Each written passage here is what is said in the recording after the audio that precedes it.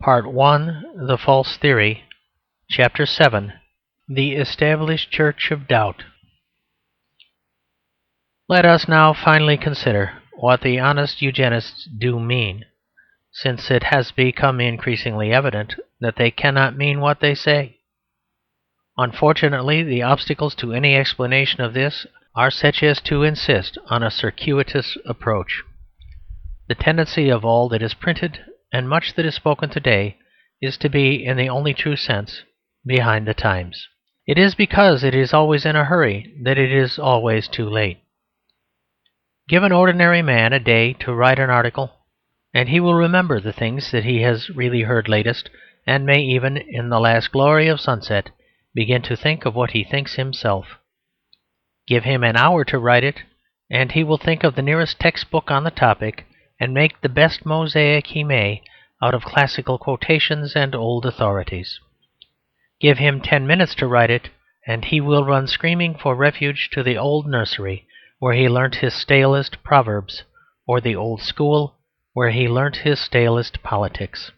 The quicker goes the journalist, the slower go his thoughts.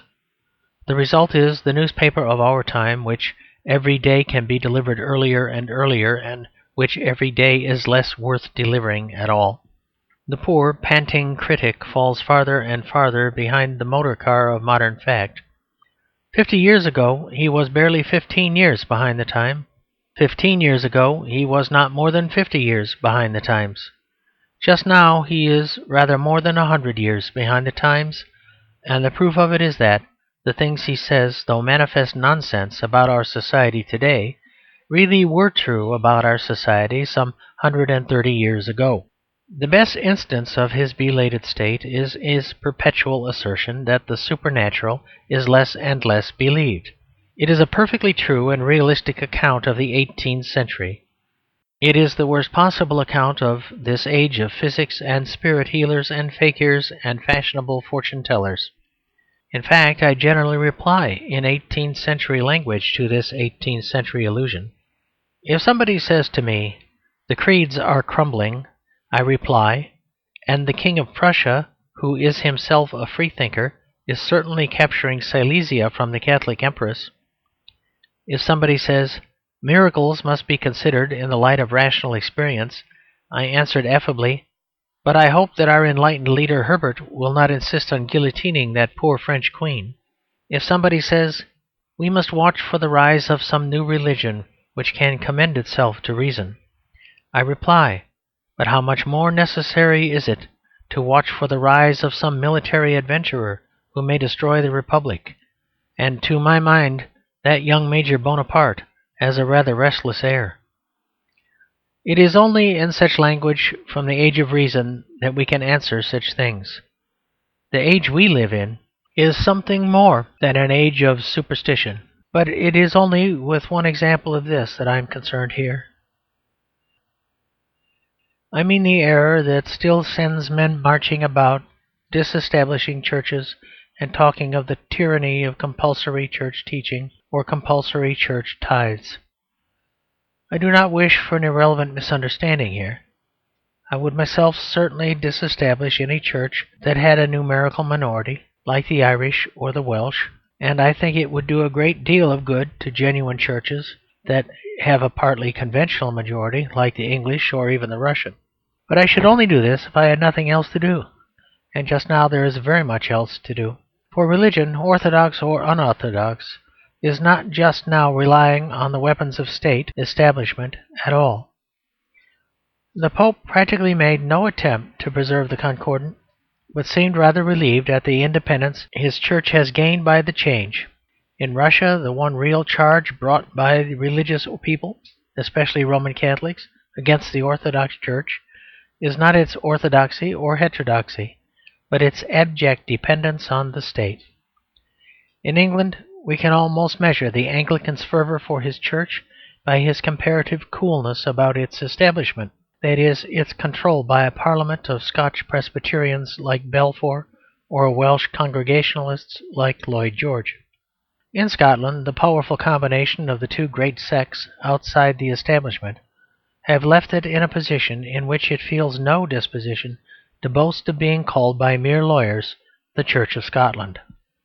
I am not here arguing that churches should not depend upon state, nor that they do not depend upon much worse things. It may be reasonably maintained that the strength of Romanism, though it be not in any national police, is in a moral police more rigid and vigilant. It may be reasonably maintained that the strength of Anglicanism, though it not be in establishment, is in aristocracy and its shadow, which is called snobbishness. All I assert here is that the churches are not now leaning heavily on their political establishment. They are not using heavily the secular arm. Almost everywhere their legal ties have been modified, their legal boards of control have been mixed. They may still employ tyranny, and worse tyranny. I'm not considering that. They are not specially using that special tyranny which consists in using the government. The thing that really is trying to tyrannize through government is science. The thing that really does use the secular arm is science. And the creed that really is levying tithes and capturing schools, the creed that really is enforced by fine and imprisonment, the creed that really is proclaimed not in sermons but in statutes, and spread not by pilgrims but by policemen, that creed is the great but disputed system of thought which began with evolution and has ended in eugenics. Materialism is really our established church, for the government will really help it to persecute its heretics. Vaccination, in its 100 years of experiment, has been disputed almost as much as baptism in its approximate 2000. But it seems quite natural to our politicians to enforce vaccination, and it would seem to them madness to enforce baptism.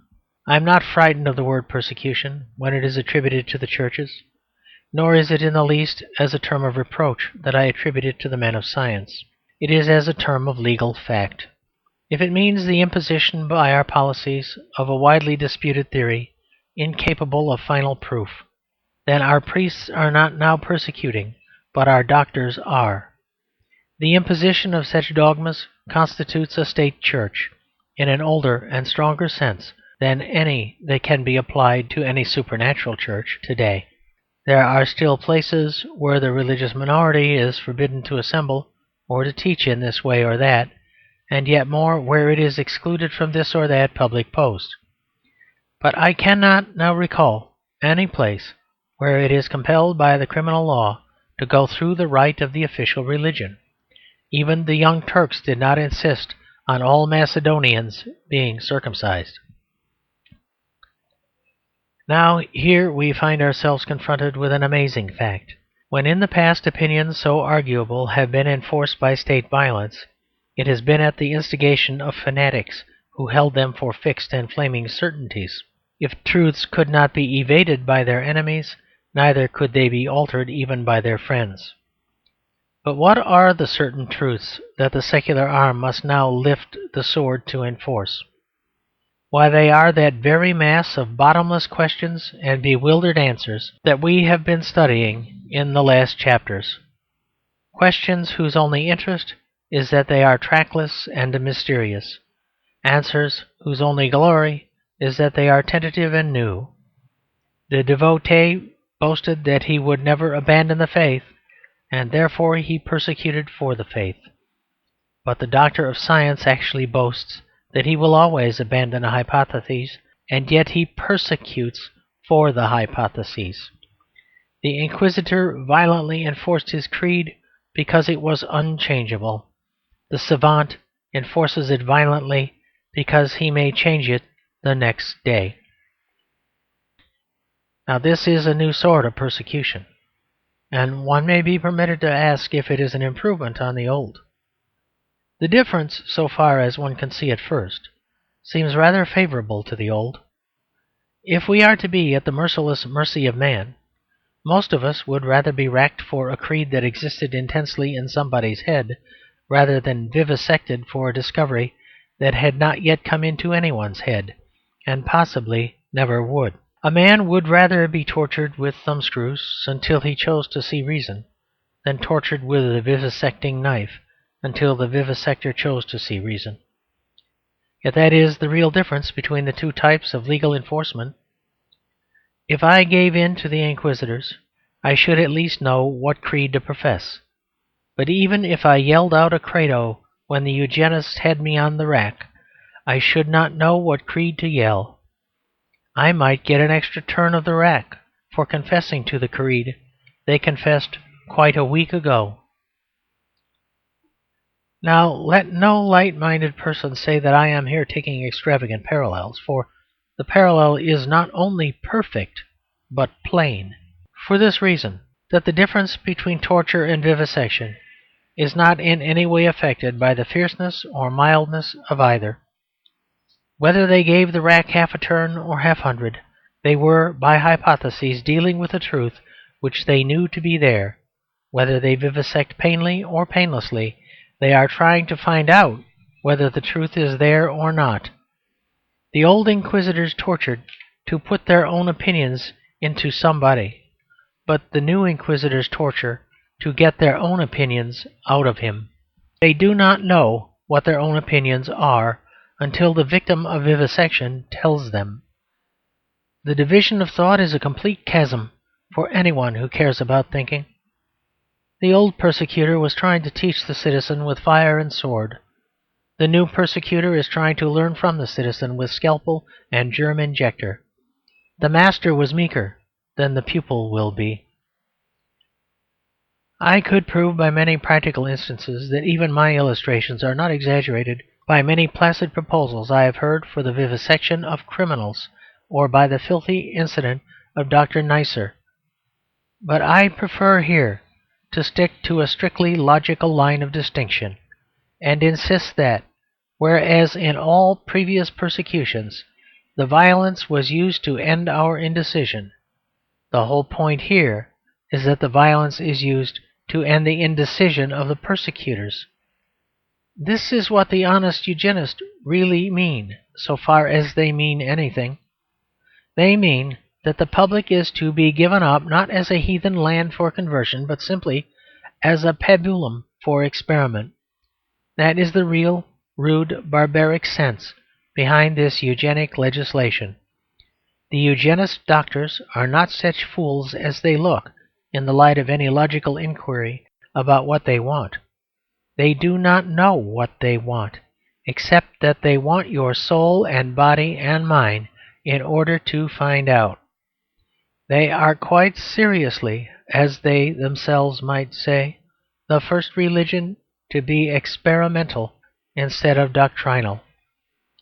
All other established churches have been based on somebody having found the truth. This is the first church that was ever based on not having found it. There is in them a perfectly sincere hope and enthusiasm, but it is not for us, but for what they might learn from us, if they could rule us as they can rabbits. They cannot tell us anything about heredity because they do not know anything about it, but they do quite honestly believe that they would know something about it when they had married and mismarried us for a few hundred years. They cannot tell us who is fit to wield such authority, for they know that nobody is, but they do quite honestly believe that when that authority has been abused for a very long time, somebody somehow will be evolved who is fit for the job. I am no Puritan, and no one who knows my opinions will consider it a mere criminal charge if I say that they are simply gambling. The reckless gambler has no money in his pockets. He has only the ideas in his head. These gamblers have no ideas in their heads. They have only the money in their pockets. But they think that if they could use the money to buy a big society to experiment on, something like an idea might come to them at last. That is eugenics.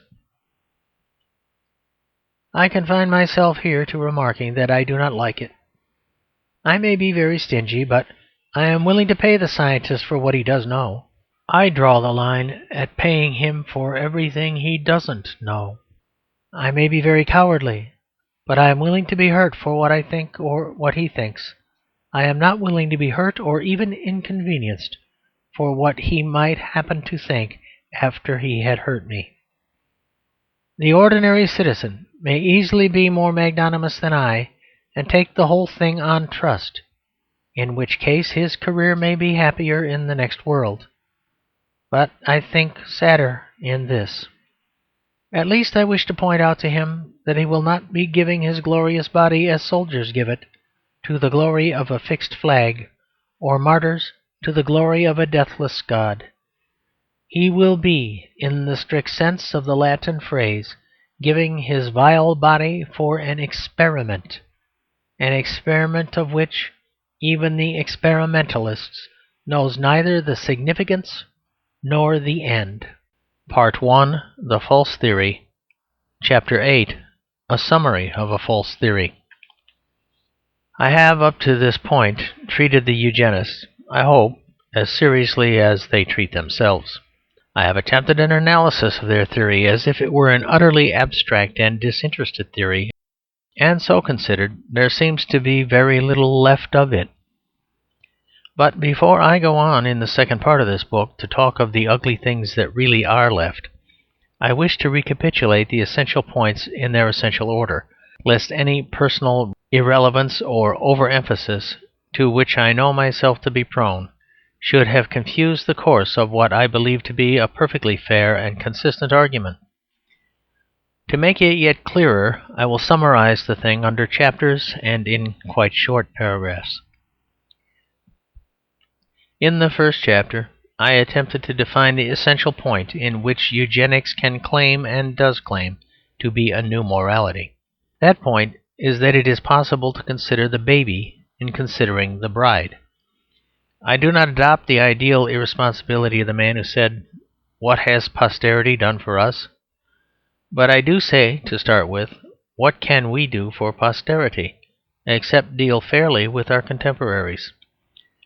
Unless a man love his wife, whom he has seen, how shall he love his child, whom he has not seen? In the second chapter I point out that this division in the conscience cannot be met by mere mental confusions, which would make any woman refusing any man a eugenist.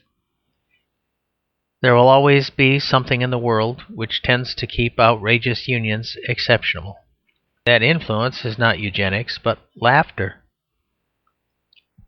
In the third chapter I seek to describe the quite extraordinary atmosphere in which such things have become possible. I call that atmosphere anarchy, but insist that it is an anarchy in the centres where there should be authority. Government has become ungovernable. That is, it cannot leave off governing. Law has become lawless. That is, it cannot see where law should stop. The chief feature of our time is the meekness of the mob and the madness of the government. In this atmosphere it is natural enough that medical experts, being authorities, should go mad and attempt so crude and random and immature a dream as this of petting and patting and rather spoiling the babe unborn. In chapter 4 I point out how this impatience has burst through the narrow channel of the lunacy laws, and has obliterated them by extending them. The whole point of the madman is that he is the exception that proves the rule. But eugenics seeks to treat the whole rule as a series of exceptions, to make all men mad. And on that ground there is hope for nobody, for all opinions have an author, and all authors have a heredity. The mentality of the eugenist makes him believe in eugenics as much as the mentality of the reckless lover makes him violate eugenics. And both mentalities are, on the materialist hypotheses, equally the irresponsible product of more or less unknown physical causes. The real security of man against any logical eugenics is like the false security of Macbeth. The only eugenist that could rationally attack him must be a man of no woman born. In the chapter following this, which is called The Flying Authority, I try in vain to locate and fix any authority that could rationally rule men in so rooted and universal a matter. Little would be gained by ordinary men doing it to each other, and if ordinary practitioners did it, they would very soon show by 1,000 whims and quarrels that they were ordinary men. I then discussed the enlightened despotism of a few general professors of hygiene, and found it unworkable for an essential reason, that while we can always get men intelligent enough to know more than the rest of us about this or that accident or pain or pest, we cannot count on the appearance of great cosmic philosophers, and only such men can be even supposed to know more than we do about the normal conduct and common sanity. Every sort of man, in short, would shirk such a responsibility, except the worst sort of man, who would accept it. I pass on in the next chapter to consider whether we know enough about heredity to act decisively, even if we were certain who ought to act. Here I refer the Eugenists to the reply of Mr. Wells, which they have never dealt with to my knowledge or satisfaction. The important and primary objection that health is not a quality but a proportion of qualities, so that even health married to health might produce the exaggeration called disease. It should be noted here, of course, that an individual biologist may quite honestly believe that he has found a fixed principle with the help of Weismann or Mendel, but we're not discussing whether he knows enough to be justified in thinking, as is somewhat the habit of the anthropoid homo, that he is right. We are discussing whether we know enough, as responsible citizens, to put such powers into the hands of men who may be deceived or who may be deceivers. I conclude that we do not. In the last chapter of the first half of the book I give what is, I believe, the real secret of this confusion, the secret of what the Eugenists really want. They want to be allowed to find out what they want. Not content with the endowment of research, they desire the establishment of research, that is, the making of it a thing official and compulsory, like education or state insurance. But still, it is only research and not discovery. In short, they want a new kind of state church, which shall be an established church of doubt instead of faith. They have no science of eugenics at all, but they do really mean that if we will give ourselves up to be vivisected, they may very probably have one some day. I point out in more dignified diction that this is a bit thick. And now, in the second half of this book, we will proceed to the consideration of things that really exist. It is, I deeply regret to say, necessary to return to realities as they are in your daily life and mine. Our happy holiday in the land of nonsense is over. We shall see no more its beautiful city, with the almost biblical name of Bosch, nor the forests full of mares' nests, nor the fields of tares that are ripened only by moonshine. We shall meet no longer those delicious monsters that might have talked in the same wild club with the snark and the jabberwock, or the pobble, or the dong with a luminous nose. The father who can't make head or tail of the mother, but thoroughly understands the child she will some day bear.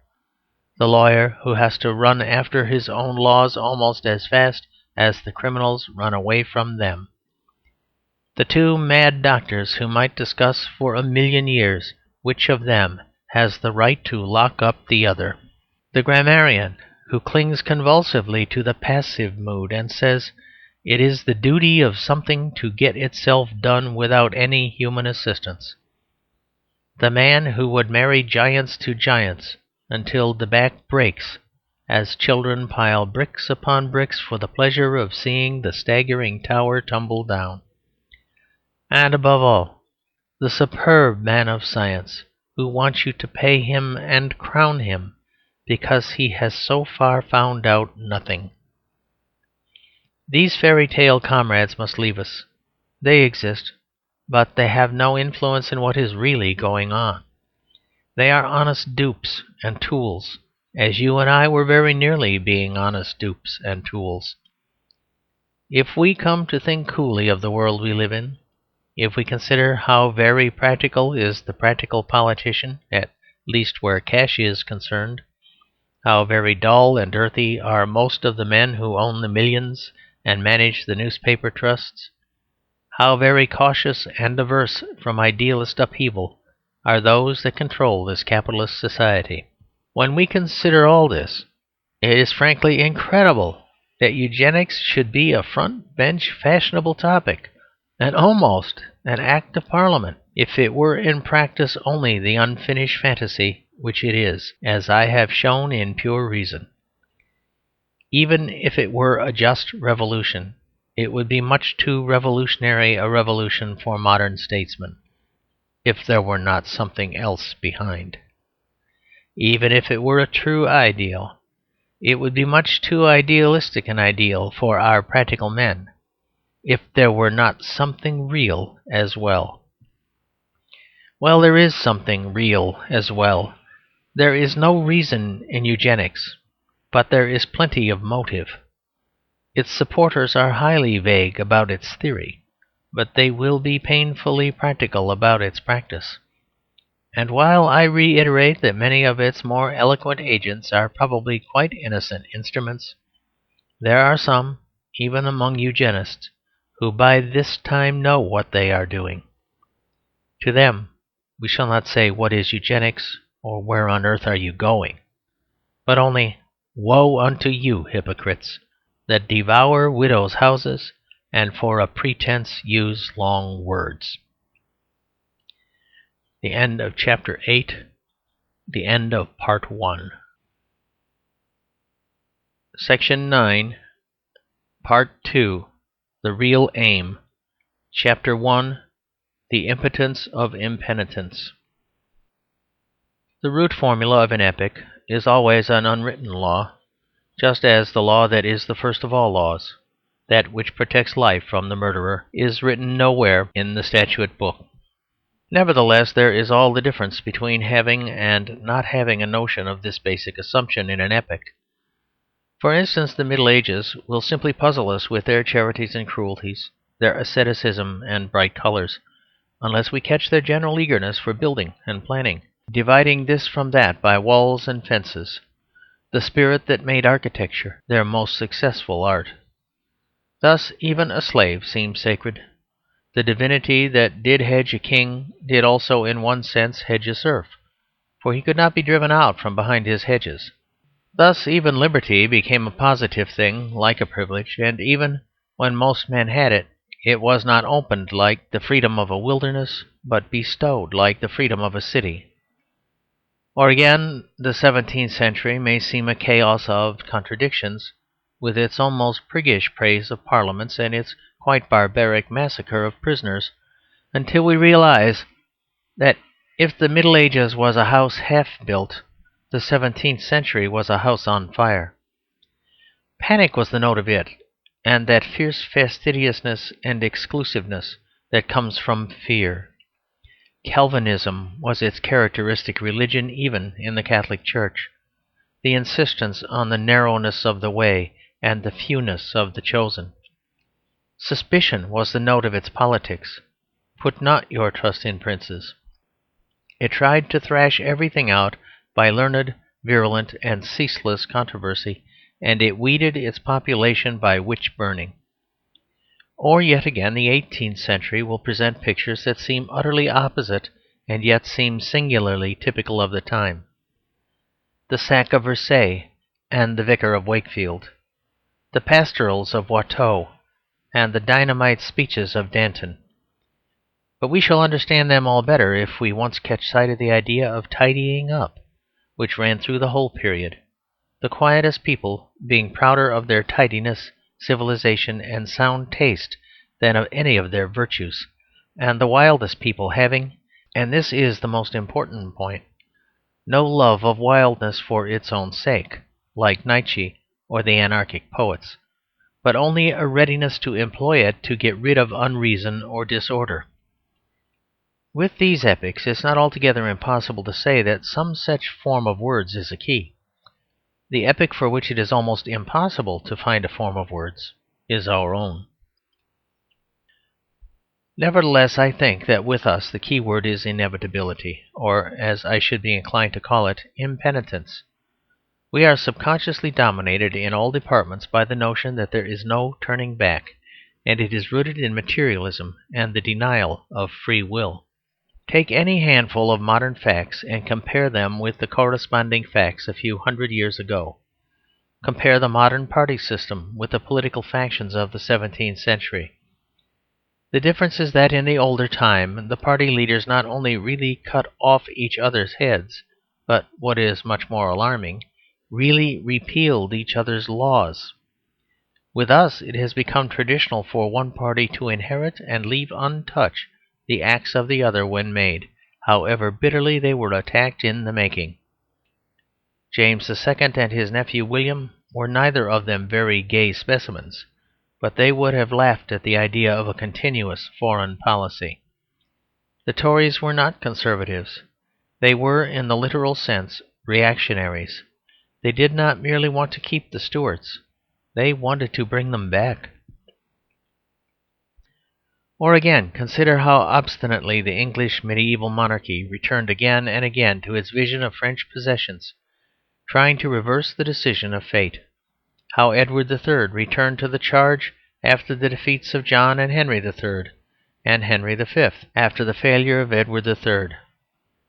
And how even Mary had that written on her heart which was neither her husband nor her religion.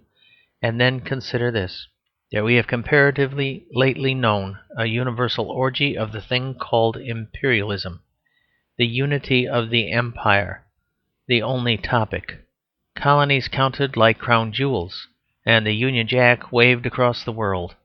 And yet no one so much as dreamed, I will not say of recovering the American colonies for the imperial unity, which would have been too dangerous a task for modern empire builders, but even of retelling the story from an imperial standpoint. Henry V justified the claims of Edward III. Joseph Chamberlain would not have dreamed of justifying the claims of George III. Shakespeare justifies the French war and sticks to Talbot and deifies the legend of Joan of Arc. Mr. Kipling would not dare to justify the American war, stick to Burgoyne, and defy the legend of Washington. Yet there really was much more to be said for George III than there ever was for Henry V. It was not said, much less acted upon, by the modern imperialist, because of this basic modern sense that as the future is inevitable, so is the past irrevocable. Any fact so complete as the American exodus from the empire must be considered as final for eons, though it hardly happened more than 100 years ago. Merely because it has managed to occur, it must be called first a necessary evil, and then an indispensable good. I need not add that I do not want to reconquer America, but then I am not an imperialist. Then there is another way of testing it. Ask yourself how many people you have met who grumbled at a thing as incurable, and how many who attacked it as curable. How many people we have heard abuse the British elementary schools as they would abuse the British climate. How few have we met who realize that British education can be altered, but British weather cannot. How few there were that knew that clouds were more immortal and more solid than the schools. For 1,000 that regret compulsory education, there is the hundreds or the tens or the one who would repeal compulsory education. Indeed, the very word proves my case by its unpromising and unfamiliar sound. At the beginning of our epoch, men talked with equal ease about reform and repeal. Now everybody talks about reform, but nobody talks about repeal. Our fathers did not talk of free trade, but of the repeal of the Corn Laws. They did not talk of Home Rule, but of the repeal of the Union. In those days people talked of a repealer as the most practical of all politicians, the kind of politician that carries a club. Now the repealer is flung far into the province of an impossible idealism, and the leader of one of our great parties having said in a heat of temporary sincerity, that he would repeal an act, actually had to write to all the papers to assure them that he would only amend it. I need not multiply instances, though they might be multiplied almost to 1,000,000. The note of the age is to suggest that the past may just as well be praised, since it cannot be mended. Men actually in that past have toiled like ants and died like locusts to undo some previous settlement that seemed secure, but we cannot do so much as repeal an Act of Parliament. We entertain the weak-minded notion that what is done can't be undone. Our view was well summarized by a typical Victorian song with the refrain, "The mill will never grind again the water that is past." There are many answers to this. One, which would involve a disquisition on the phenomena of evaporation and dew, we will here avoid. Another is that, to the minds of simple country folk, the object of a mill is not to grind water, but to grind corn, and that, strange as it may seem, there really have been societies sufficiently vigilant and valiant to prevent their corn perpetually flowing away from them, to the tune of a sentimental song. Now, this modern refusal to undo what has been done is not only an intellectual fault, it is a moral fault also. It not merely our mental inability to understand the mistake we have made, it is also our spiritual refusal to admit we have made a mistake. It was the mere vanity in Mr. Brummel when he sent away trays full of imperfectly knotted neckcloths, lightly remarking, "These are our failures." It is a good instance of the nearness of vanity to humility, for at least he had to admit that they were failures. But it would have been spiritual pride in Mr. Brummel if he had tied on all the cravats one on top of the other, lest his valet should discover that he had ever tied one badly. For in spiritual pride there is always an element of secrecy and solitude. Mr. Brummel would be satanic. Also, which I fear would affect him more, he would be badly dressed. But he would be a perfect presentation of the modern publicist, who cannot do anything right because he must not admit that he ever did anything wrong. This strange, weak obstinacy, this persistence in the wrong path of progress, grows weaker and worse, as do all such weak things. And by the time in which I write, its moral attitude has taken on something of the sinister and even the horrible. Our mistakes have become our secrets. Editors and journalists tear up with a guilty air all that remind them of the party promises unfulfilled, or the party ideals reproaching them. It is true of our statesmen, much more than our bishops, of whom Mr. Wells said it, that socially in evidence they are intellectually in hiding. The society is heavy with unconfessed sins. Its mind is sore and silent with painful subjects. It has a constipation of conscience. There are many things it has done and allowed to be done which it does not really dare to think about. It calls them by other names, and tries to talk itself into faith into a false past, as men make up the things they would have said in a quarrel.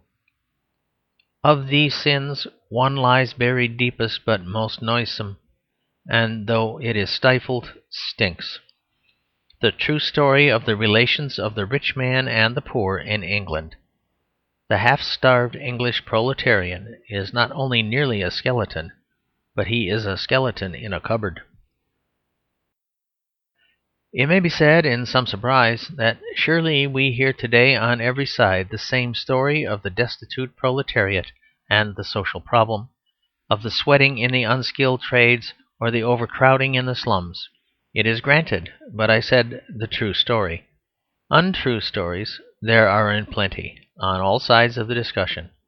There is the interesting story of the classic conscious proletarian of all lands, the chap who has solidarity and is always just going to abolish war. The Marxian socialist will tell you all about him, only he isn't there. A common English workman is just as incapable of thinking of a German as anything but a German, as he is of thinking himself as anything but an Englishman. Then there's the opposite story, the story of the horrid man who is an atheist and wants to destroy the home, but who, for some private reason, prefers to call this socialism. He isn't there either. The prosperous Socialists have homes exactly like yours and mine, and the poor Socialists are not allowed by the Individualists to have anything at all. There is the story of the two workmen, which is a very nice and exciting story, about how one passed all the public houses in Cheapside and was made Lord Mayor on arriving at the Guildhall, while the other went into all the public houses and emerged quite ineligible for such a dignity. Alas, for this also is vanity. A thief might become Lord Mayor, but an honest workman certainly couldn't. Then there is the story of the relentless doom by which rich men were, by economic laws, forced to go on taking away money from poor men, although they simply longed to leave off. This is an unendurable thought to a free and Christian man, and the reader will be relieved to hear that it never happened. The rich could have left off stealing whenever they wanted to leave off, only this never happened either. Then there is the story of the cunning Fabian, who sat on 6 committees at once, and so coaxed the rich man to become quite poor by simply repeating in a whisper that there are wheels within wheels. This talented man managed to take away the millionaire's motor car 1 wheel at a time, till the millionaire had quite forgotten that he had ever had one. It was very clever of him to do this, only he has not done it. There is not a screw loose in the millionaire's motor which is capable of running over the Fabian and leaving a flat corpse in the road at a moment's notice. All these stories are very fascinating stories to be told by the Individualist and Socialist in turn to the great Sultan of Capitalism, because if they left off amusing him for an instant he would cut off their heads. But if they once began to tell the true story of the Sultan to the Sultan, he would boil them in oil, and this they wish to avoid. The true story of the sin of the Sultan he is always trying, by listening to these stories, to forget. As we have said before in this chapter, he would prefer not to remember, because he has made up his mind not to repent. It is a curious story, and I shall try to tell it truly in the 2 chapters that follow. In all ages the tyrant is hard because he is soft. If his car crashes over bleeding and accusing crowds, it is because he has chosen the path of least resistance. It is because it is much easier to ride down a human race than ride up a moderately steep hill. The fight of the oppressor is always a pillow fight, commonly a war with cushions, always a war for cushions. Saladin, the great Sultan, if I remember rightly, accounted it the great feat of swordsmanship to cut a cushion. And so indeed it is, as all of us can attest who have been for years past trying to cut into the swollen and windy corpulence of the modern compromise. That is at once cosy and cruel. For there is really in our world today the colour and silence of the cushioned divan, and that sense of palace within palace and garden within garden which makes the rich irresponsibility of the East. Have we not already the wordless dance, the wineless banquet, and all that strange unchristian conception of luxury without laughter? Are we not already in an evil Arabian Nights, and walking the nightmare cities of an invisible despot? Does not our hangman strangle secretly the bearer of the bowstring? Are we not already Eugenists, that is, eunuch makers? Do we not see the bright eyes, the motionless faces, and all that presence of something that is dead and yet sleepless? It is the presence of the sin that is sealed with pride and impenitence, the story of how the Sultan got his throne. But it is not the story he is listening to just now, but another story which has been invented to cover it, the story called Eugenics, or the Adventures of One Not Born, a most varied and entrancing tale which never fails to send him to sleep. Part 2, The Real Aim. Chapter 2, The True History of a Tramp. He awoke in the dark ages, and smelt dawn in the dark, and knew he was not wholly a slave. It was as if in some tale of Hans Andersen a stick or a stool had been left in the garden all night, and had grown alive and struck root like a tree. For this is the truth behind the old legal fiction of the servile countries, that the slave is a chattel, that is, a piece of furniture, like a stick or a stool. In the spiritual sense, I am certain it was never so unwholesome a fancy as the spawn of Nietzsche supposed today. No human being, pagan or Christian, I am certain, ever thought of another human being as a chair or a table. The mind cannot base itself on the idea that a comet is a cabbage, nor can it on the idea that a man is a stool. No man was ever unconscious of another's presence, or even indifferent to another's opinion. The lady who is said to have boasted her indifference to being naked before male slaves was showing off, or she meant something different. The lord who fed fishes by killing a slave was indulging in what most cannibals indulge in, a Satanist affection. The lady was consciously shameless, and the lord was consciously cruel. But it simply is not in the human reason to carve men like wood, or examine women like ivory, just as it is not in the human reason to think that 2 and 2 make 5. But there was this truth in the legal simile of furniture, that the slave, though certainly a man, was in one sense a dead man, in the sense that he was movable. His locomotion was not his own. His master moved his arms and legs for him, as if he were a marionette. Now, it is important in the first degree to realize here what would be involved in such a fable as I have imagined, of a stool rooting itself like a shrub. For the general modern notion certainly is that life and liberty are in some way to be associated with novelty and not standing still. But it is just because the stool is lifeless that it moves about. It is just because the tree is alive that it does stand still. That was the main difference between the pagan slave and the Christian serf. The serf still belonged to the lord, as the stick that struck root in the garden would have still belonged to the owner of the garden. But it would have become a live possession. Therefore the owner is forced by the laws of nature to treat it with some respect. Something becomes due from him.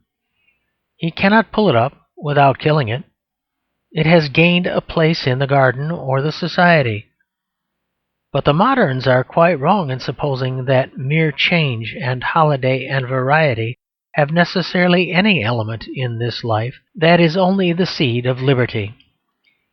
You may say, if you like, that an employer, taking all his work people to a new factory in a garden city, is giving them the greater freedom of forest landscapes and smokeless skies. If it comes to that, you can say that the slave traders took negroes from their narrow and brutish African hamlets and gave them the polish of foreign travel and medicinal breezes of a sea voyage.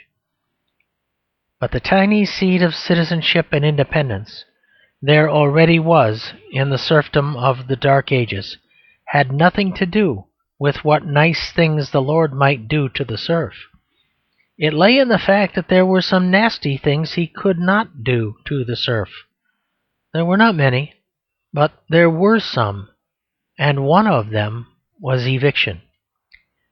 He could not make the serf utterly landless and desperate, utterly without access to the means of production, though doubtless it was rather the field that owned the serf than the serf that owned the field. But even if you called the serf a beast of the field, he was not what we have tried to make the town workman, a beast with no field.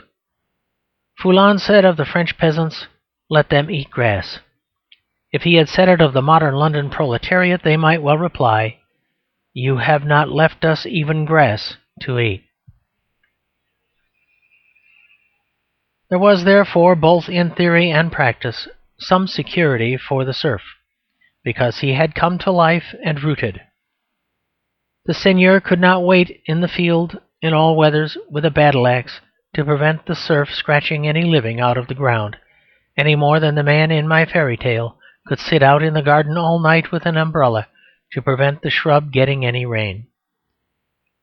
The relation of lord and serf, therefore, involves a combination of two things, inequality and security. I know there are people who will at once point wildly to all sorts of examples true and false, of insecurity of life in the Middle Ages. But these are people who do not grasp what we mean by the characteristic institutions of a society. For the matter of that, there are plenty of examples of equality in the Middle Ages, as the craftsmen in their guild or the monks electing their abbot.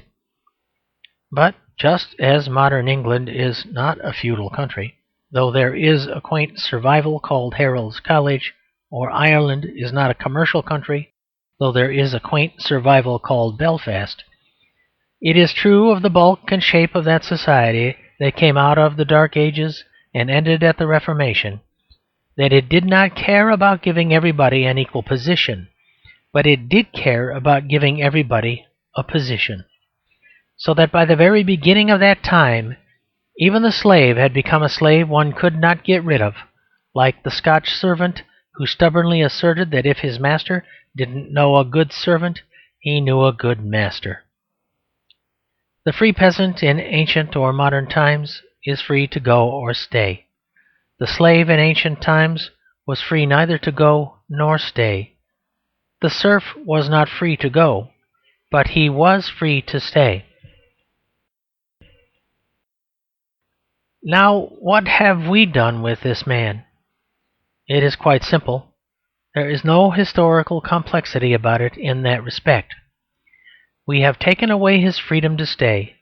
We have turned him out of his field, and whether it was injustice, like turning a free farmer out of his field, or only cruelty to animals, like turning a cow out of its field, the fact remains that he is out in the road.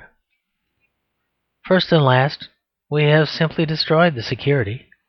We have not in the least destroyed the inequality. All classes, all creatures, kind or cruel, still see this lower stratum of society as separate from the upper strata and even the middle strata. He is as separate as the serf. A monster fallen from Mars, ignorant of our simplest word, would know the tramp was at the bottom of the ladder as well as he would have known it of the serf. The walls of mud are no longer round his boundaries, but only round his boots. The coarse, bristling hedge is at the end of his chin, and not his garden. But mud and bristles still stand out round him like a horrific halo, and separate him from his kind. The Martian would have no difficulty in seeing he was the poorest person in the nation. It is just as impossible that he should marry an heiress, or fight a duel with a duke, or contest a seat at Westminster, or enter a club in Pall Mall, or take a scholarship at Balliol, or take a seat at an opera, or propose a good law, or protest against a bad one, as it was impossible to the serf. Where he differs is in something very different. He has lost what was possible to the serf. He can no longer scratch the bare earth by day or sleep on the bare earth by night without being collared by a policeman. Now, when I say this man has been oppressed as hardly any other man on earth has been oppressed, I am not using rhetoric. I have a clear meaning, which I am confident of explaining to any honest reader. I do not say he has been treated worse. I say he has been treated differently from the unfortunate in all ages. And the difference is this, that all the others were told to do something, and killed or tortured if they did anything else. This man is not told to do something. He is merely forbidden to do anything. When he was a slave, they said to him, "Sleep in this shed. I will beat you if you sleep anywhere else." When he was a serf, they said to him, "Let me find you in this field. I will hang you if I find you in anyone else's field." But now he is a tramp. They say to him, "You shall be jailed if I find you in anyone else's field, but I will not give you a field." They say, "You shall be punished if you are caught sleeping outside your shed," but there is no shed. If you say that modern magistracies could never say any such mad contradictions, I answer with entire certainty that they do say them. A little while ago 2 tramps were summoned before a magistrate charged with sleeping in the open air when they had nowhere else to sleep. But this is not the full fun of the incident. The real fun is that each of them eagerly produced about 2 pence to prove that they could have got a bed, but deliberately didn't. To which the policeman replied that 2 pence would not have got them a bed, that they could not possibly have got a bed, and therefore, argued that thoughtful officer, they ought to be punished for not getting one. The intelligent magistrate was much struck with the argument, and proceeded to imprison these 2 men for not doing a thing they could not do. But he was careful to explain that if they had sinned needlessly and in wanton lawlessness, they would have left the court with a stain on their characters, but as they could not avoid it, they were very much to blame. These things are being done in every part of England every day. They have their parallels even in every daily paper, but they have no parallel in any other earthly people or period, except in that insane command to make bricks without straw, which brought down all the plagues of Egypt. For the common historical joke about Henry VIII hanging a man for being Catholic and burning him for being Protestant is a symbolic joke only. The sceptic in the Tudor time could do something. He could always agree with Henry VIII. The desperate man today can do nothing. For you cannot agree with a maniac who sits on the bench with the straw sticking out of his hair and says, "Procure 3 pence from nowhere, and I will give you leave to do without it." If it be answered that he can go to the workhouse, I reply that such an answer is founded on confused thinking. It is true that he is free to go to the workhouse, but only in the same sense in which he is free to go to jail, only in the same sense in which the serf under the gibbet was free to find peace in the grave.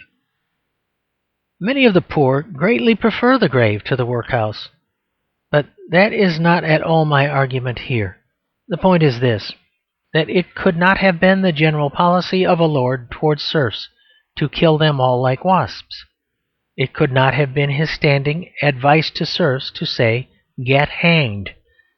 It cannot be the standing advice of magistrates to citizens to go to prison. And precisely as plainly it cannot be the standing advice of rich men to very poor men to go to the workhouses. For that would mean the rich raising their own poor rates enormously to keep a vast and expensive establishment of slaves. Now, it may come to this, as Mr. Belloc maintains, but it is not the theory on which what we call the workhouse does in fact rest.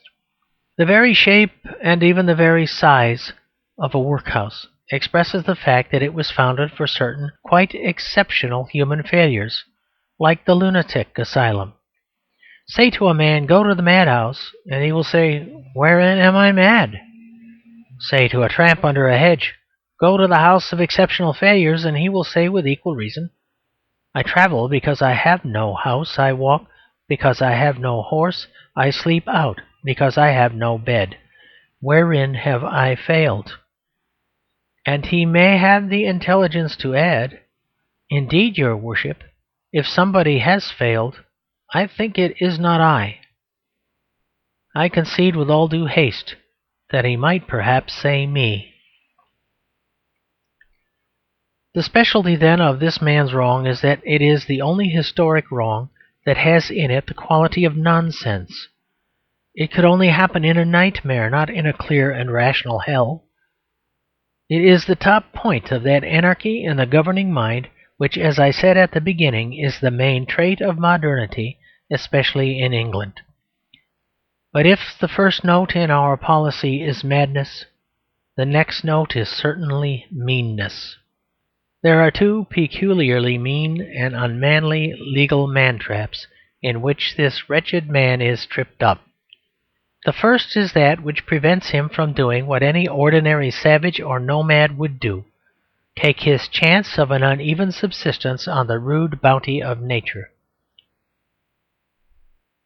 There is something very abject about forbidding this, because it is precisely this adventurous and vagabond spirit which the educated classes praise most in their books, poems, and speeches.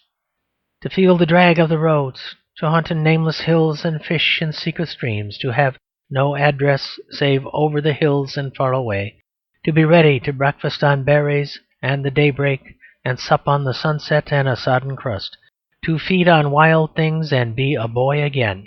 All this is the heartiest and sincerest impulse in recent culture, in the songs, tales of Stevenson, in the cult of George Borrow, and in the delightful little books published by Mr. E. V. Lucas.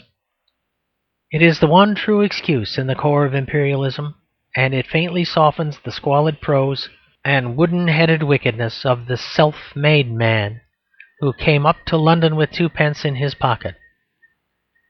But when a poorer but braver man with less than twopence in his pocket does the very thing we are always praising, makes the blue heavens his house, we send him to a house built for infamy and flogging.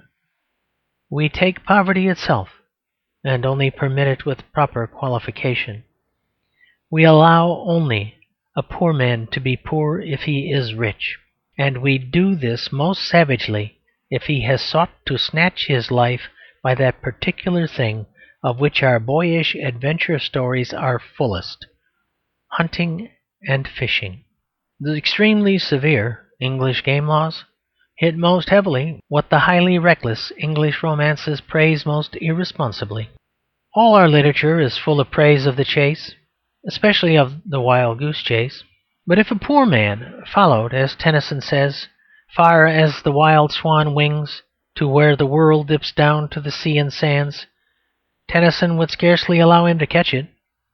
If he found the wildest goose in the wildest fenland in the wildest regions of the sunset, he would very probably discover that the rich never sleep, and that there are no wild things in England.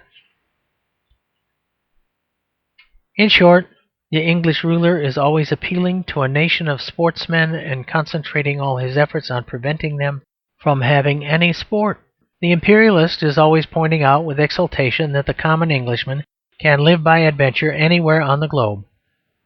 But if the common Englishman tries to live by adventure in England, he is treated as harshly as a thief, and almost as harshly as an honest journalist. This is hypocrisy. The magistrate who gives his son Treasure Island and then imprisons a tramp is a hypocrite. The squire who is proud of English colonists and indulgent to English schoolboys, but cruel to English poachers, is drawing near that deep place wherein all liars have their part. But our point here is that the baseness is in the idea of bewildering the tramp, of leaving him no place for repentance. It is quite true, of course, that in the days of slavery or of serfdom the needy were fenced by yet fiercer penalties from spoiling the hunting of the rich. But in the older cases there were two very important differences, the second of which is our main subject in this chapter.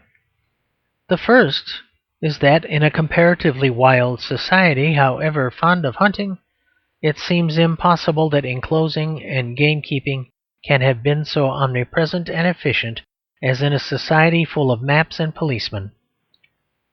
The second difference is the one already noted, that if the slave or semi-slave was forbidden to get his food in the green wood, he was told to get it somewhere else. The note of unreason was absent.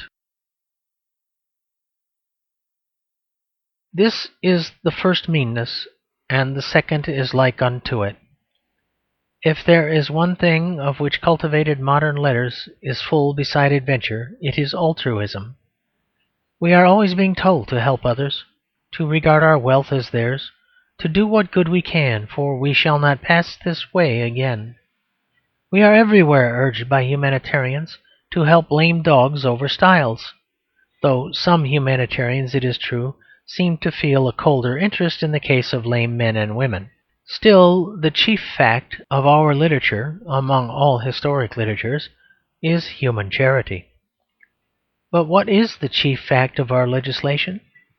The great outstanding fact of modern legislation among all historic legislations is the forbidding of human charity. It is this astonishing paradox, a thing in the teeth of all logic and conscience, that a man that takes another man's money with his leave can be punished as if he had taken it without his leave. All through those dark or dim ages behind us, through times of servile stagnation, of feudal insolence, of pestilence and civil strife, and all else that can war down the weak, for the weak to ask for charity was counted lawful, and to give that charity admirable. In all other countries, in short, the casual bad deeds of bad men could be partly patched and mended by the casual good deeds of good men. But this is now forbidden, for it would leave the tramp a last chance, if he could beg. Now it will be evident by this time that the interesting scientific experiment on the tramp entirely depends on leaving him no chance, and not, like the slave, one chance. Of the economic excuses offered for the persecution of beggars it will be more natural to speak in the next chapter. It will suffice here to say that they are mere excuses for a policy that has been persistent while probably largely unconscious, with a selfish and atheistic unconsciousness. That policy was directed towards something, or it could never have cut so cleanly and cruelly across the sentimental but sincere modern trends to adventure and altruism. Its object is soon stated. It was directed toward making the very poor man work for the capitalist, for any wages or none. But all this, which I shall also deal with in the next chapter, is here only important as introducing the last truth touching the man of despair. The game laws have taken from him his human command of nature. The mendacity laws have taken from him his human demand on man. There is one human thing left. It is much harder to take from him. Debased by him and his betters, it is still something brought out of Eden, where God made him a demigod. It does not depend on money, and but little on time.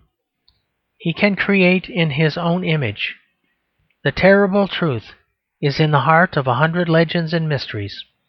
As Jupiter could be hidden from all-devouring time, as the Christ child could be hidden from Herod, so the child unborn is still hidden from the omniscient oppressor. He who lives not yet, he and he alone is left, and they seek his life to take it away.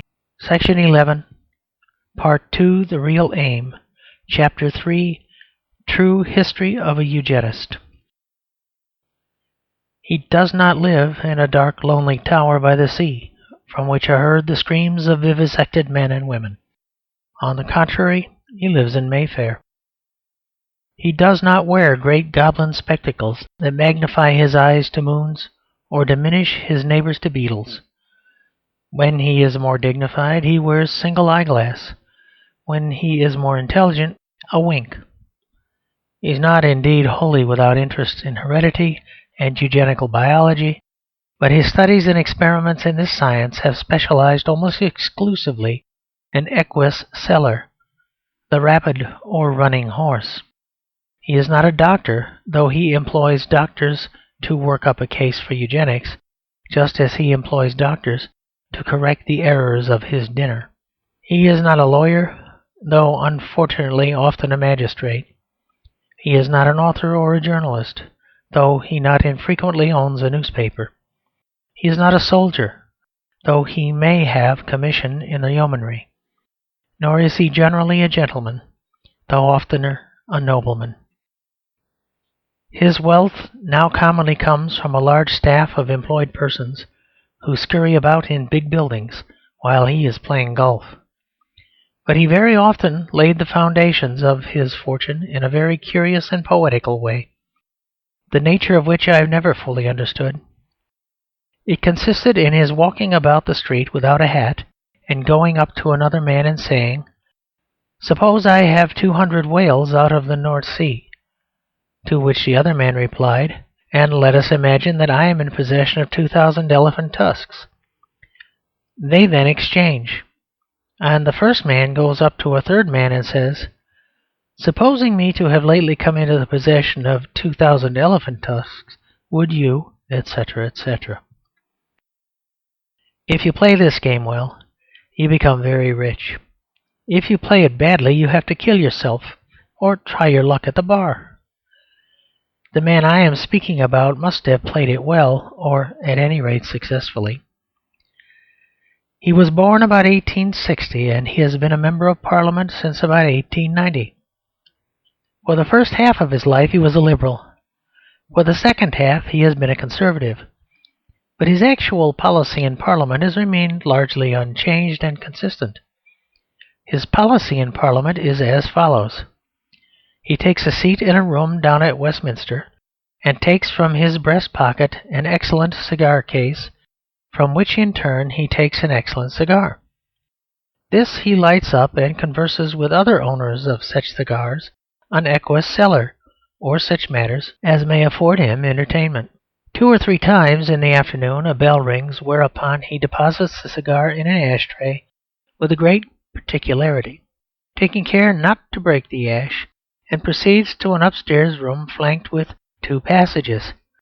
He then walks into whichever of the 2 passages shall be indicated to him by a young man of the upper classes, holding a slip of paper. Having gone into this passage, he comes out of it again, is counted by the young man, and proceeds downstairs again, where he takes up the cigar once more, being careful not to break the ash. This process, which is known as representative government, has never called for any great variety in the manner of his life.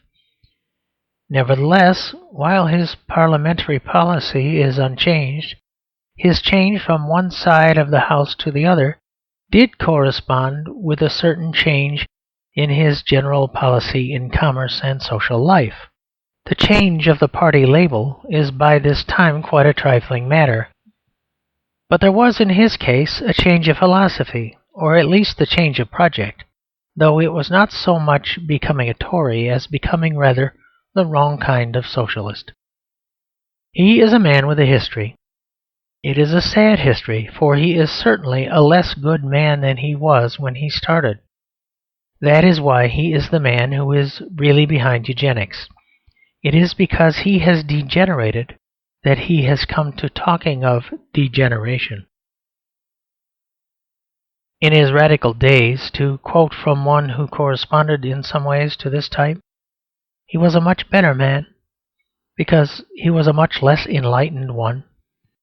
The hard impudence of his first Manchester individualism was softened by 2 relatively humane qualities. The first was a much greater manliness in his pride. The second was a much greater sincerity in his optimism. For the first point, the modern capitalist is merely industrial. But this man was also industrious. He was proud of hard work. Nay, he was even proud of low work, if he could speak of it in the past and not the present. In fact, he invented a new kind of Victorian snobbishness, an inverted snobbishness. While the snobs of Thackeray turned Muggins into De Mogyns, while the snobs of Dickens wrote letters describing themselves as officers' daughters accustomed to every luxury except spelling, the individualist spent his life in hiding his prosperous parents. He was more like an American plutocrat when he began, but has since lost the American simplicity. The Frenchman works until he can play. The American works until he can't play, and then thanks the devil, his master, that he is donkey enough to die in harness. But the Englishman, as he has since become, works until he can pretend that he never worked at all. He becomes, as far as possible, another person, a country gentleman who has never heard of his shop, one whose left hand, holding a gun, knows not what his right hand doeth in a ledger. He uses peerage as an alias, and a large estate as a sort of alibi. A stern Scotch minister remarked concerning the same of golf, with a terrible solemnity of manner, "The man who plays golf, he neglects his business, he forsakes his wife, he forgets his God." He did not seem to realize that it is the chief aim of many a modern capitalist life to forget all three. This abandonment of boyish vanity and work, this substitution of a senile vanity and indolence, this is the first respect in which the rich Englishman has fallen. He was more of a man when he was at least a master workman and not merely a master. And the second important respect in which he was better at the beginning is this, that he did then in some hazy way half believe that he was enriching other people as well as himself. The optimism of the early Victorian individual was not wholly hypocritical. Some of the clearest-headed and blackest-hearted of them, such as Malthus, saw where things were going and boldly based their Manchester city on pessimism instead of optimism.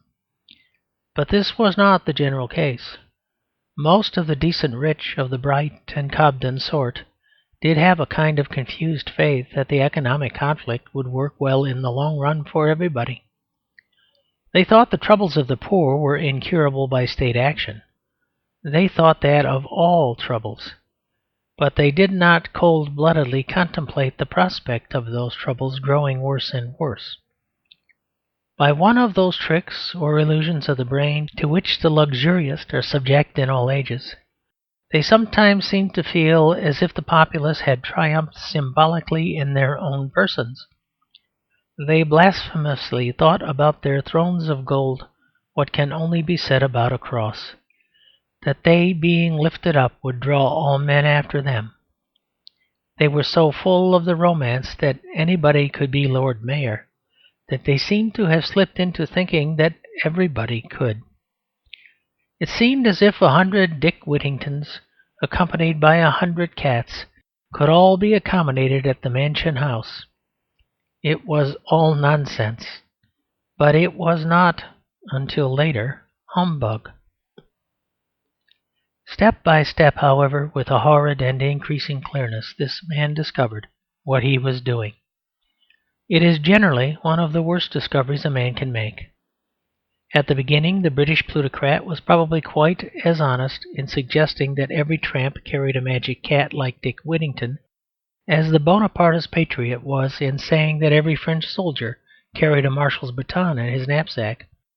But it is exactly here that the difference and the danger appears. There is no comparison between a well-managed thing like Napoleon's army and an unmanageable thing like modern competition. Logically, doubtless, it was impossible that every soldier should carry a marshal's baton. They could not all be marshals, any more than they could all be mayors. But if the French soldier did not always have a baton in his knapsack, he always had a knapsack. But when that self-helper who bore the adorable name of Smiles told the English tramp that he carried a coronet in his bundle, the English tramp had an unanswerable answer. He pointed out that he had no bundle. The powers that ruled him had not fitted him with a knapsack any more than they had fitted him with a future, or even a present. The destitute Englishman, so far from hoping to become anything, had never been allowed even to be anything. The French soldier's ambition may have been in practice not only a short, but even a deliberately shortened ladder in which the top rungs were knocked out. But for the English it was the bottom rungs that were knocked out, so that they could not even begin to climb. And sooner or later, in exact proportion to his intelligence, the English plutocrat began to understand not only that the poor were impotent, but that their impotence had been his only power. The truth was not merely that his riches had left them poor. It was that nothing but their poverty could have been strong enough to make him rich. It is this paradox, as we shall see, that creates the curious difference between him and every other kind of robber. I think it is no more than justice to him to say that the knowledge, where it has come to him slowly. And I think it came, as most things of common sense come, rather vaguely and as in a vision. That is, by the mere look of things. The old Cobdenite employer was quite within his rights in arguing that earth is not heaven, that the best obtainable arrangement might contain many necessary evils, and that Liverpool and Belfast might be growing more prosperous as a whole, in spite of pathetic things that might be seen there. But I simply do not believe he has been able to look at Liverpool and Belfast and continue to think this. That is why he has turned himself into a sham country gentleman. Earth is not heaven, but the nearest we can get to heaven ought not to look like hell, and Liverpool and Belfast look like hell, whether they are or not. Such cities might be growing prosperous as a whole, though a few citizens were more miserable. But it was more and more broadly apparent that it was exactly and precisely as a whole that they were not growing more prosperous, but only the few citizens who were growing more prosperous by their increasing misery. You could not say a country was becoming a white man's country when there were more and more black men in it every day. You could not say a community was more and more masculine when it was producing more and more women. Nor can you say that a city is growing richer and richer when more and more of its inhabitants are very poor men. There might be a false agitation founded on the paths of individual cases in a community pretty normal in bulk, but the fact is that no one can take a cab across Liverpool without having a quite complete and unified impression that the pathos is not a pathos of individual cases, but a pathos in bulk. People talk of the Celtic sadness, but there are very few things in Ireland that look so sad as the Irishman in Liverpool. The desolation of Tara is cheery compared with the desolation of Belfast. I recommend Mr. Yeats and his mournful friends to turn their attention to the pathos of Belfast. I think if they hung up the harp that once in Lord Furness's factory, there would be a chance of another string breaking. Broadly, and as things bulk to the eye, towns like Leeds, if placed beside towns like Rouen or Florence or Chartres or Cologne, do actually look like beggars walking among burghers. After that overpowering and unpleasant impression, it is really useless to argue that they are richer because a few of their parasites get rich enough to live somewhere else. The point may be put another way, thus: that it is not so much that these more modern cities have this or that monopoly of good or evil. It is that they have every good in its fourth-rate form and every evil in its worst form. For instance, that interesting weekly paper, The Nation, amiably rebuked Mr. Belloc and myself for suggesting that revelry and the praise of fermented liquor were more characteristic of continental and Catholic communities than of communities with the religion and civilization of Belfast. I said that if we would cross the border into Scotland we should find out our mistake. Now not only have I crossed the border, but I have had considerable difficulty in crossing the road in a Scotch town on a festive evening. Men were literally lying like piled-up corpses in the gutters, and from broken bottles whiskey was pouring down the drains. I am not likely, therefore, to attribute a total and arid abstinence to the whole of industrial Scotland. But I never said that drinking was a mark, rather, of the Catholic countries. I said that moderate drinking was a mark, rather, of the Catholic countries. In other words, I say, of the common type of continental citizen, not that he is the only person who is drinking, but that he is the only person who knows how to drink. Doubtless, gin is as much a feature of Hoxton as beer is a feature of Munich. But who is the connoisseur who prefers the gin of Hoxton to the beer of Munich? Doubtless the Protestant Scotch ask for Scotch as the men of Burgundy ask for Burgundy. But do we find them lying in heaps on each side of the road when we walk through a Burgundian village? Do we find the French peasant ready to let Burgundy escape down a drain-pipe? Now this is one point on which I accept the nation's challenge. It does not matter whether we are for alcohol or against it. On either argument, Glasgow is more objectionable than Rouen.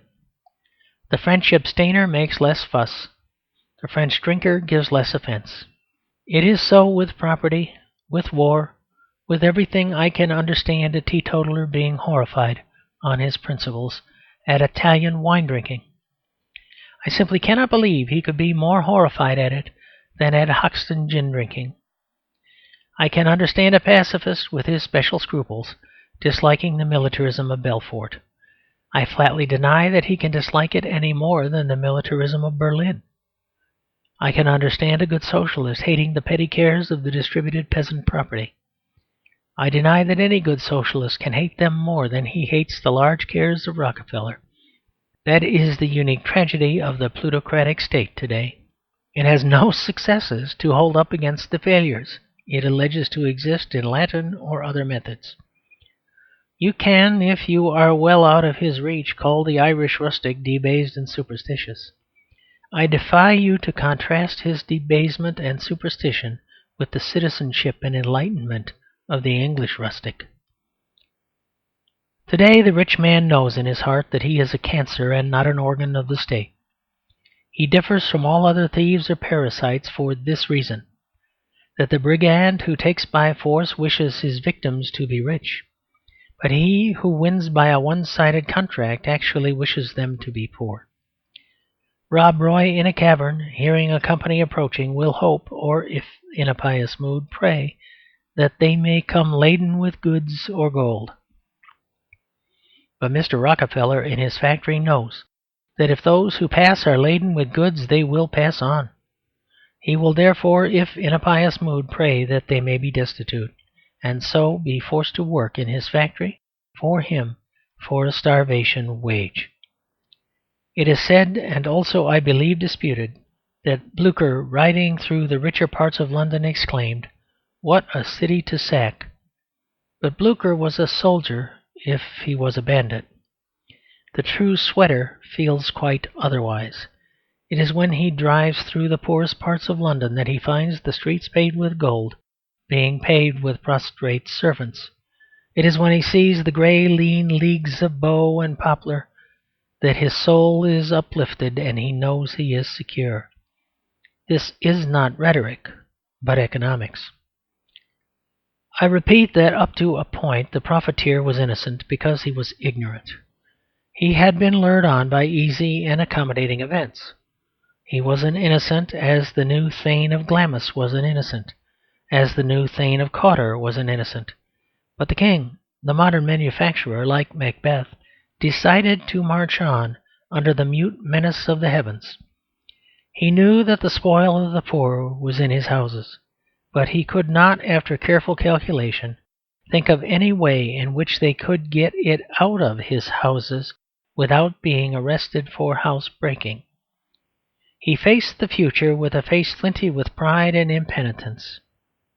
This period can be dated practically by the period when the old, genuine Protestant religion of England began to fail, and the average business man began to be agnostic, not so much because he did not know where he was as because he wanted to forget. Many of the rich took to scepticism exactly as the poor took to drink, because it was a way out. But in any case, the man who had made a mistake not only refused to unmake it, but decided to go on making it. But in this he made yet another most amusing mistake, which was the beginning of all Eugenics. Section 12, Part 2, The Real Aim, Chapter 4, The Vengeance of the Flesh. By a quaint paradox, we generally miss the meaning of simple stories because we are not subtle enough to understand their simplicity. As long as men were in sympathy with some particular religion or other romance of things in general, they saw the thing solid and swallowed it whole, knowing that it could not disagree with them. But the moment men have lost the instinct of being simple in order to understand it, they have to be very subtle in order to understand it. We can find, for instance, a very good working case in those old puritanical nursery tales about the terrible punishment of trivial sins, about how Tommy was drowned for fishing on the Sabbath, or Sammy struck by lightning for going out after dark. Now these moral stories are immoral. because Calvinism is immoral. They are wrong because Puritanism is wrong. But they are not quite so wrong. They are not a quarter so wrong as many superficial sages have supposed.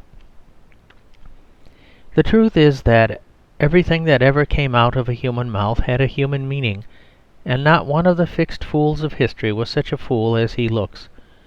And when our great uncles or great grandmothers told a child he might be drowned by breaking the Sabbath, their souls, though undoubtedly, as Touchstone said, in a perilous state, were not in quite so simple a state as is suggested by supposing that their God was a devil who dropped babies into the Thames for a trifle. This form of religious literature is a morbid form if taken by itself, but it did correspond to a certain reality in psychology which most people of any religion, or even of none, have felt a touch at some time or other. Leaving out theological terms as far as possible, it is the subconscious feeling that one can be wrong with nature as well as right with nature, that the point of wrongness may be a detail. In the superstitions of heathens this is often a triviality, but that if one is really wrong with nature, there is no particular reason why all her rivers should not drown, or all her storm bolts strike one who is, by this vague yet vivid hypothesis, her enemy. This may be a mental sickness, but it is too human or too mortal a sickness to be called solely a superstition. It is not solely a superstition. It is not simply superimposed upon human nature by something that has got on top of it. It flourishes without check among non-Christian systems, and it flourishes especially in Calvinism, because Calvinism is the most non-Christian of Christian systems.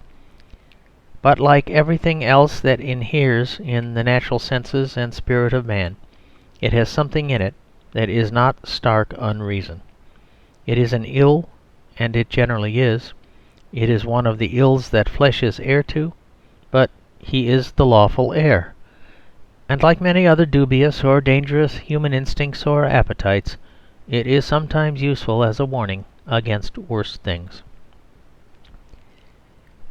Now the trouble of the 19th century very largely came from the loss of this, the loss of what we may call the natural and heathen mysticism.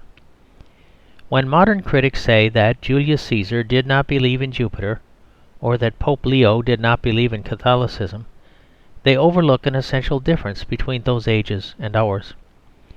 Perhaps Julius did not believe in Jupiter, but he did not disbelieve in Jupiter. There was nothing in his philosophy, or the philosophy of that age, that could forbid him to think that there was a spirit, personal and predominant, in the world. But the modern materialists are not permitted to doubt. They are forbidden to believe. Hence, while the heathen might avail himself of accidental omens, queer coincidences, or casual dreams, without knowing for certain whether they were really hints from heaven or premonitory movements in his own brain, the modern Christian turned heathen must not entertain such notions at all, but must reject the oracle as the altar. The modern sceptic was drugged against all that was natural in the supernatural. And this was why the modern tyrant marched upon his doom as a tyrant literally pagan might possibly not have done. There is one idea of this kind that runs through most popular tales, those, for instance, on which Shakespeare is so often based, an idea that is profoundly moral, even if the tales are immoral. It is what may be called the flaw in the deed, the idea that if I take my advantage to the full, I shall hear of something to my disadvantage. Thus Midas fell into a fallacy about the currency, and soon had a reason to become something more than a bimetallist. Thus Macbeth had a fancy about forestry. He could not see the trees for the wood. He forgot that, though a place cannot be moved, the trees that grow on it can. Thus Shylock had a fallacy of physiology. He forgot that if you break into the house of life, you find it a bloody house in the most emphatic sense. But the modern capitalist did not read fairy tales, and never looked for the little omens at the turnings of the road. He, or the most intelligent section of him, had by now realised his position, and knew in his heart it was a false position. He thought a margin of men out of work was good for his business. He could no longer really think it was good for his country. He could no longer be the old hard-headed man who simply did not understand things. He could only be the hard-hearted man who faced them. But he still marched on. He was sure he had made no mistake. However, he had made a mistake, as definite as a mistake in multiplication. It may be summarized thus, that the same inequality and insecurity that makes cheap labour may make bad labour, and at last no labour at all. It was as if a man who wanted something from an enemy should at last reduce the enemy to come knocking at his door in the despair of winter, should keep him waiting in the snow to sharpen the bargain, and then come out to find the man dead upon the doorway. He had discovered the divine boomerang. His sin had found him out. The experiment of individualism, the keeping of the worker half in and half out of work, was far too ingenious not to contain a flaw. It was too delicate a balance to work entirely within the strength of the starved and the vigilance of the benighted. It was too desperate a course to rely wholly on desperation. And as time went on, the terrible truth slowly declared itself. The degraded class was really degenerating. It was right and proper enough to use a man as a tool, but the tool, ceaselessly used, was being used up. It was quite reasonable and respectable, of course, to fling a man away like a tool, but when it was flung away in the rain, the tool rusted. But the comparison to a tool was insufficient for an awful reason that had already begun to dawn upon the master's mind. If you pick up a hammer, you do not find a whole family of nails clinging to it. If you fling away a chisel by the roadside, it does not litter and leave a lot of little chisels. But the meanest of the tools, man, had still this strange privilege which God had given him, doubtless by mistake. Despite all improvements in machinery, the most important part of the machinery, the fittings technically described in the trade as hands, were apparently growing worse. The firm was not only encumbered with one useless servant, but he immediately turned himself into 5 useless servants.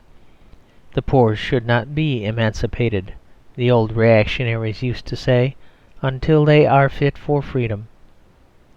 But if this downrush went on, it looked as if the poor would not stand high enough to be fit for slavery. So at least it seemed, doubtless in a great degree subconsciously, to the man who had wagered all his wealth on the usefulness of the poor to the rich, and the dependence of the rich on the poor. The time came at last when the rather reckless breeding in the abyss below ceased to be a supply and began to be something like a wastage, ceased to be something like keeping foxhounds, and began alarmingly to resemble a necessity of shooting foxes. The situation was aggravated by the fact that these sexual pleasures were often the only ones the very poor could obtain, and were therefore disproportionately pursued, and by the fact that their conditions were often such that prenatal nourishment and such things were utterly abnormal. The consequences began to appear, to a much less extent than the Eugenists assert, but still to a notable extent, in a much looser sense than the Eugenicists assume, but still in some sort of sense. The types that were inadequate or incalculable or uncontrollable began to increase. Under the hedges of the country, on the seats of the parks, loafing under the bridges or leaning over the embankment, began to appear a new race of men, men who are certainly not mad, whom we shall gain no scientific light by calling feeble-minded, but who are in varying individual degrees dazed or drink-sodden or lazy or tricky or tired in body and spirit. in a far less degree than the teetotalers tell us, but still in a large degree, the traffic in gin and bad beer, itself a capitalist enterprise, fostered the evil, though it had not begun it. Men who had no human bond with the instructed man, men who seemed to him monsters and creatures without mind, became an eyesore in the marketplace and a terror on the empty roads. The rich were afraid. Moreover, as I have hinted before, the act of keeping the destitute out of public life and crushing them under confused laws had an effect on their intelligences which paralyzes them even as a proletariat. Modern people talk of reason versus authority, but authority itself involves reason, or its orders would not even be understood. If you say to your valet, "Look after the buttons on my waistcoat," he may do it, even if you throw a boot at his head. But if you say to him, "Look after the buttons on my top hat," he will not do it, though you empty a boot shop over him. If you say to a schoolboy, "Write out that ode of Horace from memory in the original Latin," he may do it without a flogging. If you say, "Write out that ode of Horace in the original German," he will not do it with 1,000 floggings. If you will not learn logic, he certainly will not learn Latin. And the ludicrous laws to which the needy are subjected, such as that which punishes the homeless for not going home, have really, I think, a great deal to do with a certain increase in the sheepishness and short-wittedness, and therefore in their industrial inefficiency. By one of the monstrosities of the feeble-minded theory, a man actually acquitted by judge and jury could then be examined by doctors as to the state of his mind, presumably in order to discover by what diseased eccentricity he had refrained from the crime. In other words, when the police cannot jail a man who is innocent of doing something, they jail him for being too innocent to do anything. I do not suppose the man an idiot at all, but I can believe he feels more like one after the legal process than before.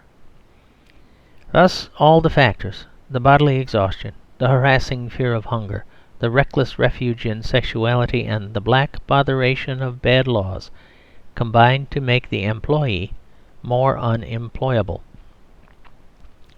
Now it is very important to understand here that there were two courses of action still open to the disappointed capitalist confronted by the new peril of this real or alleged decay.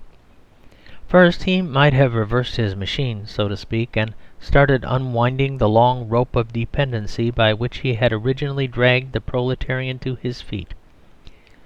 In other words, he might have seen that the workman had more money, more leisure, more luxuries, more status in the community, and then trusted to the normal instincts of reasonably happy human beings to produce a generation better born, bred, and cared for than those tortured types that were less and less used to him.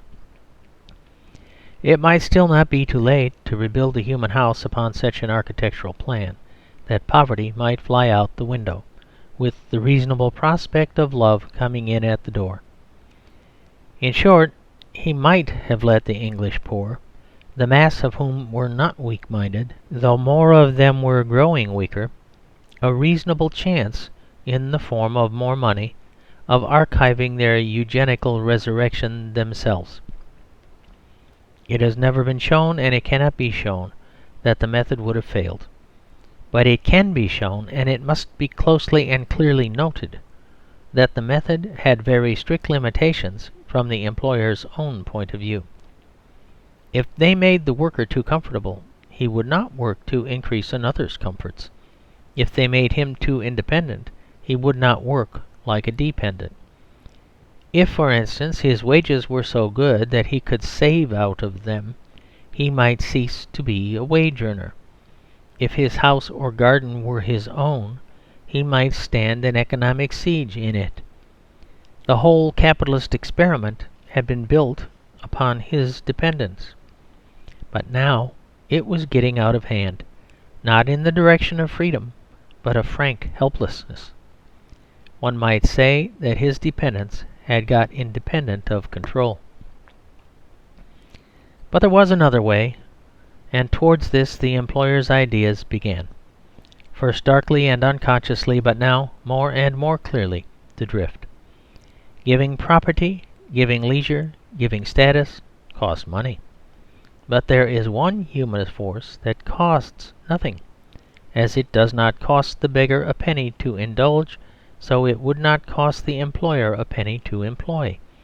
He could not alter or improve the tables or the chairs on the cheap. But there were two pieces of furniture, labelled respectively the husband and the wife, whose relations were much cheaper. He could alter the marriage in the house in such a way as to promise himself the largest possible number of the kind of children he did want, with the smallest possible number of the kind he did not. He could divert the force of sex from producing vagabonds. He could harness to his high engines, unbought, the red unbroken river of the blood of a man in his youth, as he has already harnessed to them all the wild waste rivers of the world.